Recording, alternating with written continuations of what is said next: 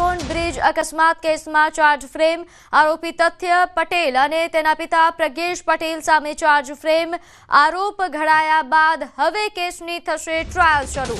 હવે તથ્ય અને તેના પિતા પ્રજ્ઞેશ પટેલ સામે ટ્રાયલ ચાલશે। કેસમાં 1684 પાનાની ચાર્જશીટ દાખલ કરાઈ છે। અમદાવાદ ગ્રામ્ય સેશન્સ કોર્ટમાં તમામ કલમો અંતર્ગત ચાર્જ ફ્રેમ થઈ છે। વર્ષ 2023માં 20 જુલાઈની રાત્રે અમદાવાદમાં બેફામ સ્પીડે જેગુઆર કાર દોડાવીને ઇસ્કોન બ્રિજ પર અકસ્માત કર્યો હતો, જેમાં 9 લોકોના મોત થયા હતા।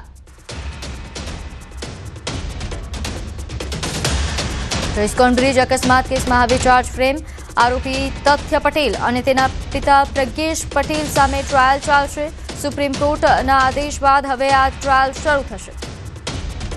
તો બેફામ કાર હંકારી હતી, જેના કારણે 9 લોકોના મોત થયા હતા। નોંધનીય છે કે આ ઘટના વર્ષ 2023માં 20 જુલાઈની રાત્રે બની હતી। વધુ વિગત સાથે મારી સાથે સંવાદદાતા મૌલિક જોડાઈ ગયા છે।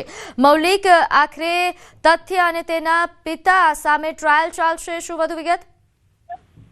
જે રીતે વિગતો પ્રાપ્ત થઈ રહી છે કે છેલ્લા 3 વર્ષથી જ્યારથી ઇસ્કોન બ્રિજ અકસ્માત થયો અને ત્યારબાદ આરોપી જે તથ્ય પટેલ છે અને તેના પિતા પ્રજ્ઞેશ અલગ અલગ જે કાર્યવાહી છે તે કાર્યવાહી રોકાય, ટ્રાયલ રોકાય તે માટે નીચલી કોર્ટથી લઈને સુપ્રીમ કોર્ટ સુધી જે છે તે ચાર્જ ફ્રેમ ના થાય તે માટે કાયદાકીય રમત રમી રહ્યા હતા। અને અંતે જ્યારે તે બાબતે હવે ખુલાસો થઈ ચૂક્યો છે અને ચાર્જ ફ્રેમની ટ્રાયલ જે છે તે આજે થઈ ચૂકી છે, ત્યારે હવે પછી પ્રિન્સિપલ ડિસ્ટ્રિક્ટ જજ દ્વારા પિતા પ્રજ્ઞેશ પટેલ અને જે આરોપી તથ્ય પટેલ છે તેમની વિરુદ્ધ જે કલમો લાગેલી છે તે પ્રમાણે ટ્રાયલ ચાલશે। એટલે હવે કેસમાં તેની આરોપી વિરુદ્ધ જે તમામ કાયદાકીય પ્રોસેસ જે છે તે આગળ ચાર્જ ફ્રેમ અને ચાર્જશીટ સુધીની આગળ વધશે।